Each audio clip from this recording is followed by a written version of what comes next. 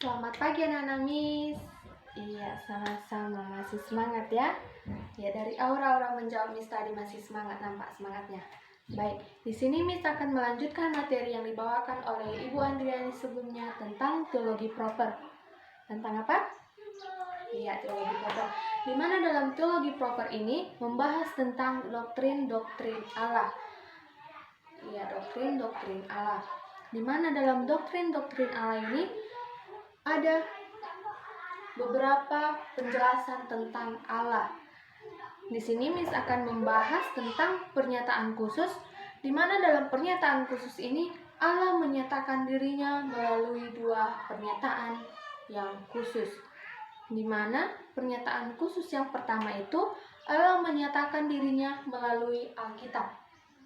Allah menyatakan dirinya melalui Alkitab. Di mana Allah menyatakan dirinya itu dan kehendaknya itu melalui Alkitab.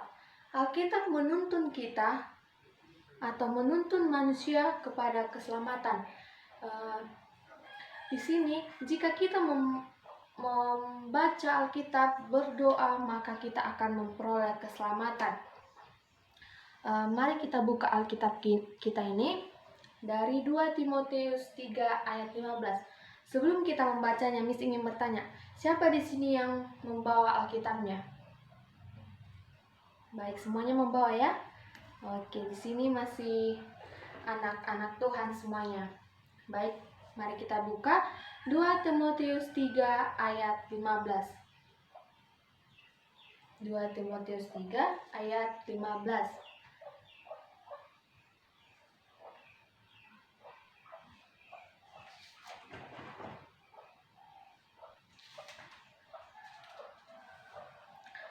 Baik, siapa sih sudah dapat?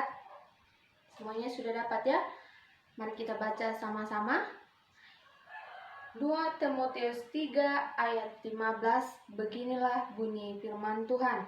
Ingatlah juga bahwa dari kecil engkau sudah mengenal kitab suci yang dapat memberi hikmat kepadamu dan menuntun engkau kepada keselamatan oleh iman kepada Yesus Kristus. Iya, dalam Alkitab ini juga menjelaskan tentang keselamatan.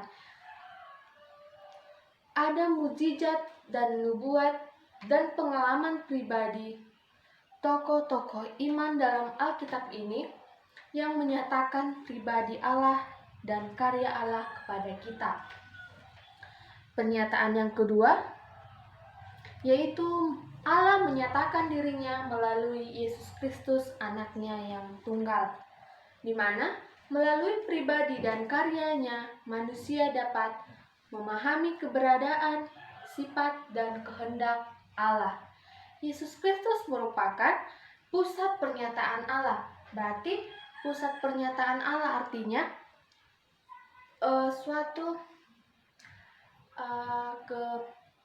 Allah menyatakan dirinya melalui anaknya. Allah menjelaskan dirinya itu bahwa Allah itu ada dalam diri kita manusia. Dan Yesus Kristus itu adalah sejarah umat manusia atau sejarah kita. Materi selanjutnya tentang keberadaan Allah. Dalam keberadaan Allah ini ada 5 argumen tentang keberadaan Allah. Argumen yang pertama, argumentasi kosmologis. Mari kita buka Alkitab kita tentang Ibrani 3 ayat 4. Ibrani 3 ayat 4. Ya, semuanya sudah dapat ya? Mari kita baca. Sebab setiap rumah dibangun oleh seorang ahli bangunan, tetapi ahli bangunan segala sesuatu ialah Allah. Artinya, argumentasi kosmologis ini menjelaskan tentang Allah adalah Sang Pencipta kita, Allah yang membentuk kita, Allah yang menjadikan kita melalui kuasa-Nya, di mana segala sesuatu yang dimulai haruslah mempunyai sebab yang memadai. Allah menciptakan kita mempunyai sebab, bahwasanya Allah menciptakan manusia untuk memelihara ciptaan Allah. yaitu manusia memelihara tumbuh-tumbuhan, manusia memelihara ciptaan Allah seperti hewan dan lain-lainnya. Alam semesta dimulai, oleh karena itu Allah menciptakan manusia. Alam semesta haruslah memiliki suatu sebab yang memadai untuk menerangkan keberadaannya. Allah menciptakan alam semesta, bahwasanya Allah menerangkan bahwa Allah itu ada karena Dia adalah pencipta alam semesta. Argumentasi yang kedua yaitu argumentasi teleologis, di mana dalam argumentasi ini dijelaskan dalam Mazmur 8 ayat 4. Nah, kita buka Alkitab kita, Mazmur 8 ayat 4.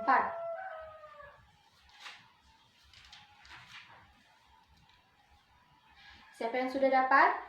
Mari kita baca sama-sama. Mazmur 8 ayat 4, beginilah bunyi firman Tuhan. Jika aku melihat langitmu, buatanmu sendiri, bulan dan binatang-binatang yang kau tempatkan. Iya, dimana dalam Mazmur 8 ayat 4 ini menjelaskan tentang tatanan yang teratur dan berdaya guna dalam suatu sistem, menyiratkan adanya akal budi yang tinggi, di mana Allah menciptakan alam semestanya itu dengan maksud Allah menciptakannya itu dengan tatanan yang teratur, yaitu Allah menciptakan manusia untuk memelihara dengan teratur. Oleh sebab itu Allah menciptakan manusia dengan akal budi yang berguna untuk memelihara peliharaannya.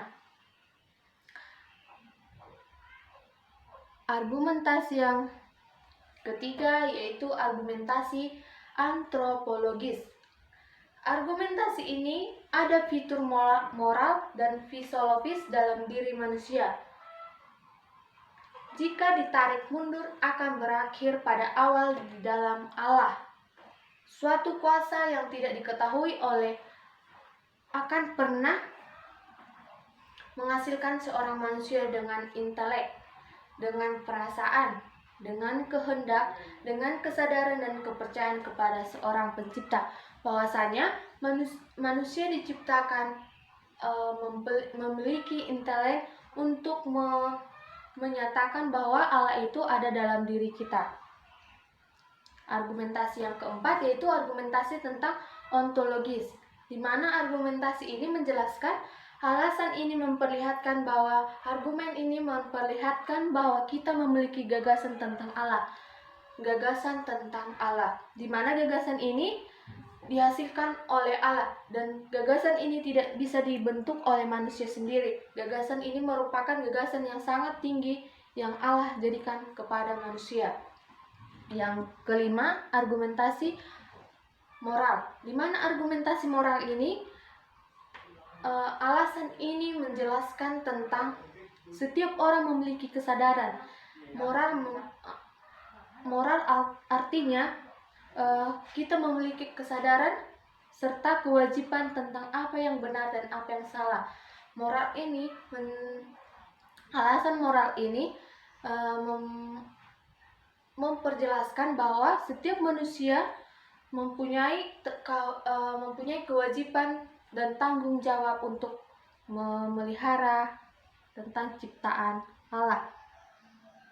Materi selanjutnya tentang teori-teori antiteistik, di mana teori antiteistik ini ada 6 golongan besar yang mereka tidak mempunyai dan mereka tidak mau mengakui pernyataan Allah tentang dirinya.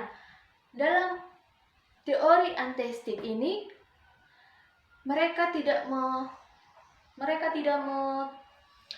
mengakui bahwasanya Allah itu ada dalam dirinya. Teori yang pertama yaitu ateisme ya. Ateisme ini atau teori ateisme ini yaitu ajaran yang tidak mengakui adanya Allah, di mana dalam ateisme ini ada 3 pandangan. Yang kedua yaitu teori anteisme praktis, di mana dalam teori anteisme praktis mengakui bahwa Allah ada entah di mana-mana melalui, tetapi mereka hidup dan bertindak seakan-akan tidak ada Allah. Yaitu contohnya seperti ada seorang anak hidup di suatu tempat di mana anak itu hidup tanpa adanya Allah. Dia mengakui bahwa Allah itu tidak ada, tetapi dia hidup sendirinya. Yang ketiga yaitu teori ateisme. Ateisme dogmatis, yaitu di mana teori ateisme dogmatis ini mengakui secara terang-terangan bahwa mereka tidak mengakui adanya Allah.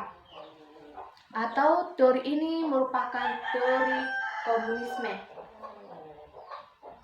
Yang keempat yaitu tentang teori ateisme murni, di mana dalam teori ini mengandung prinsip yang tidak sesuai dengan kepercayaan tentang Allah. Yang kelima yaitu teori agnostitisme, di mana dalam teori agnostitisme ini menganut atau mengajarkan tentang bahwa Allah atau pengetahuan yang tidak mungkin diperoleh dari Allah itu sendiri.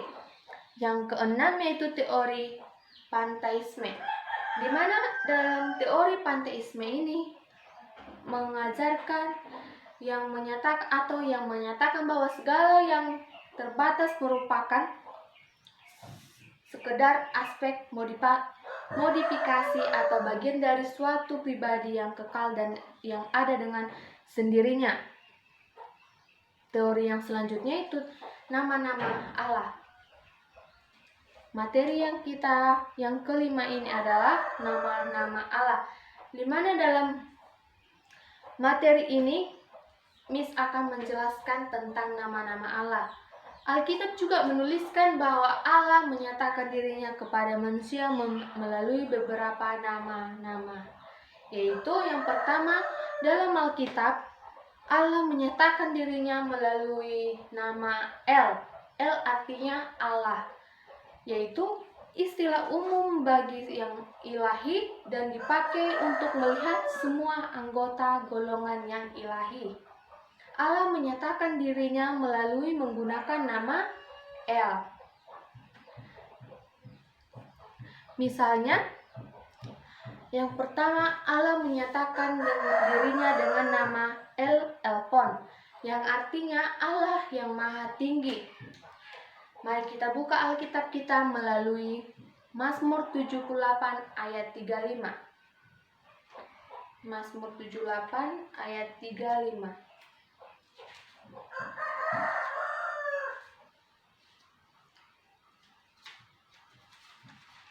Mazmur 78 ayat 35. Beginilah bunyi firman Tuhan.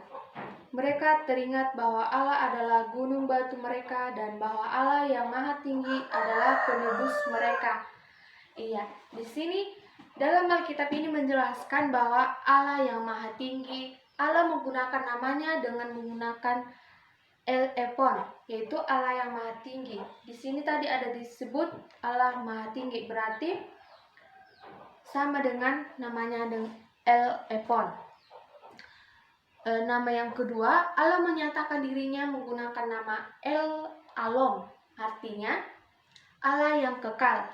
Mari kita buka Alkitab kita dari Kejadian 21 ayat 33. Kejadian 21 ayat 33.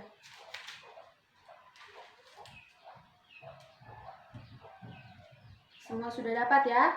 Baik, mari kita buka Alkitab kita. Mari kita baca sama-sama 21, Kejadian 21 ayat 33. Beginilah bunyi firman Tuhan. Lalu Abraham yang menanam sebatang pohon temaris ke Beersheba dan memanggil di sana nama Tuhan Allah yang kekal. Iya, Allah yang kekal ya. Di mana Allah yang kekal ini Allah menyatakan dirinya dengan nama Allah yang kekal, yaitu El Olam. Nama yang ketiga yaitu El Shaddai, di mana Allah menyatakan dirinya menggunakan El Shaddai yang artinya Allah yang Maha Kuasa. Allah yang Maha Kuasa. Mari kita buka Alkitab kita, Kejadian 17 ayat 1.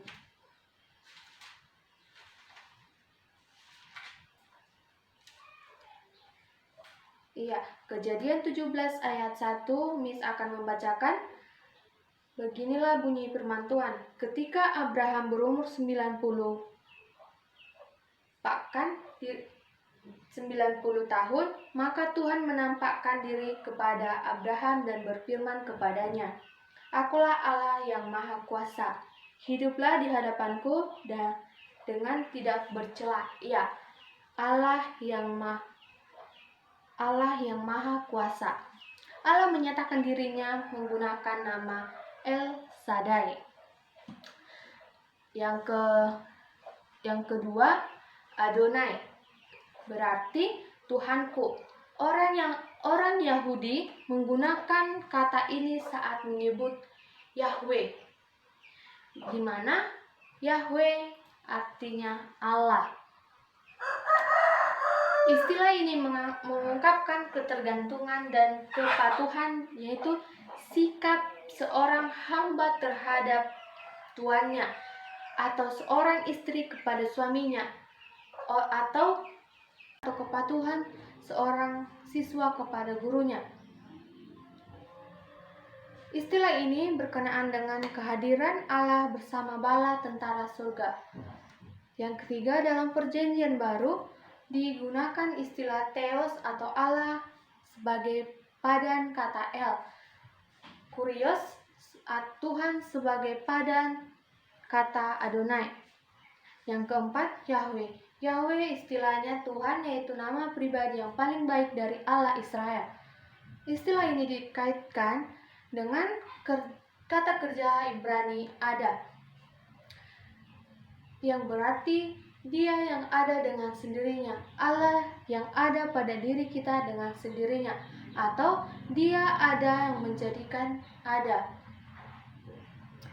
Nama-nama dengan istilah Yahweh atau juga Yehovah, misalnya Yehovah Jireh, Tuhan yang menyediakan. Yang kedua, Yehovah Nisi, Tuhanlah panci-panciku. Yang ketiga, Yehovah Ra'ah, Tuhanlah gembalaku. Yang keempat, Yehovah Rafa, Tuhanlah yang menyembuhkan. Yang kelima, Yehovah Roi, Tuhan adalah gembalaku. Yehovah Shalom, Tuhan adalah keselamatanku. Yehovah Tsidkenu, Tuhan keadilan kita. Yang kesembilan, Yehovah Zeboah, Tuhan semesta alam. Selanjutnya, materi selanjutnya saya persilakan untuk Ibu Sri Devi untuk melanjutkannya. Sekian dan terima kasih. Shalom.